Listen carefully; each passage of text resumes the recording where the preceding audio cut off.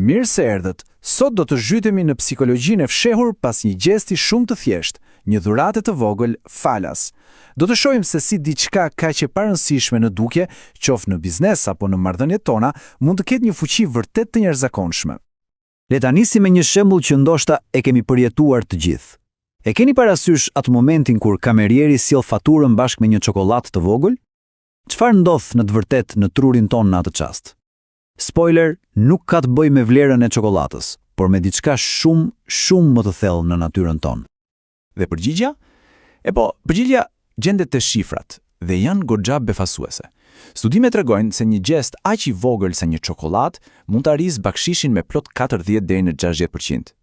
Po, e dëgjuat mirë, një rritje kaq masive nga një veprim kaq i vogël. Por si ka mundësi? E gjithë kjo magji ka një emër, fshihet pas një parimi themelor psikologjik, një lloj instinkti të padukshëm që drejton shumë nga sjelljet tona pa e kuptuar fare. Ky fenomen njihet si prirja e mirëbërjes reciproke. Sipas investitorit legjendar Charlie Munger, kjo është një nga forcat më të fuqishme që na drejton. Është një instinkt i rrënjosur thellë në evolucionin ton, mbijetesa varej nga bashkëpunimi dhe kthimi i favoreve. Kur dikush na bën një të mirë, truri ynë ndez një alarm të brendshëm që na thotë se duhet ja kthejmë.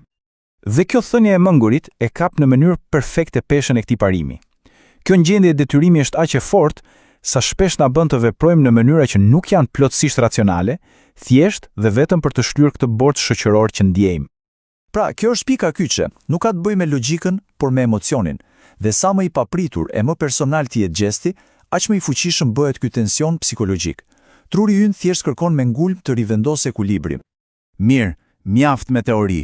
Le ta shohim këtë parim në veprim, në botën reale, me një histori fare të thjeshtë për 2 restorante. Njëri e kupton këtë instinkt njerëzor deri në palc, ndërsa tjetri e shpërfill plotësisht. Së pari, kemi heroin e tregimit ton. Le ta quajmë restoranti Amare. Imagjinoni skenën. Restoranti plot, vonesa. Në vend që të justifikohet, menaxheri bën një gest proaktiv, pa shpjegime, pa justifikime, thjesht një dhuratë e vogël për të thënë ju vlerësojnë. Dhe çfarë ndodh? Një situatë potencialisht negative, një ankesë e mundshme, transformohet plotësisht. Klientët ndihen të vlerësuar, jo të harruar. Ata jo vetëm që nuk ankohen, por ndodh e kundërta, flasin mirë, kthehen prap dhe lënë bakshishe më të larta, një fitore absolute. Dhe tani, kalojmë te pala tjetër e medaljes. Restoranti Bistro Q. Këtu qasja shkrejtësisht ndryshe.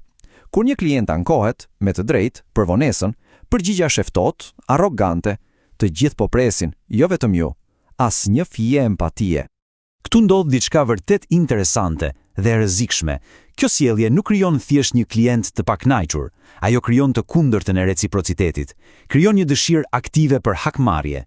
Klienti ndihet i fyer dhe ka shumë gjasa jo vetëm të mos kthehet më, por edhe të lërë komente negative online, duke shkaktuar dëm afatgjat.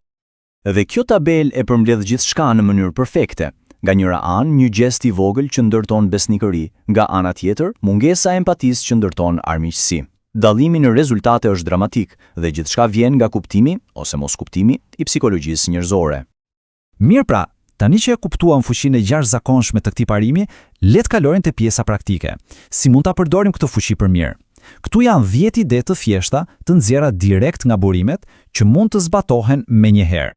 Disa shembuj janë klasik, si çokolata apo vera, por mendoni pak për efektin e një përshëndetjeje personale nga shefi i kuzhinës, ose thjesht shërbimin e ujit dhe bukës pa pasur nevojë ta kërkoni.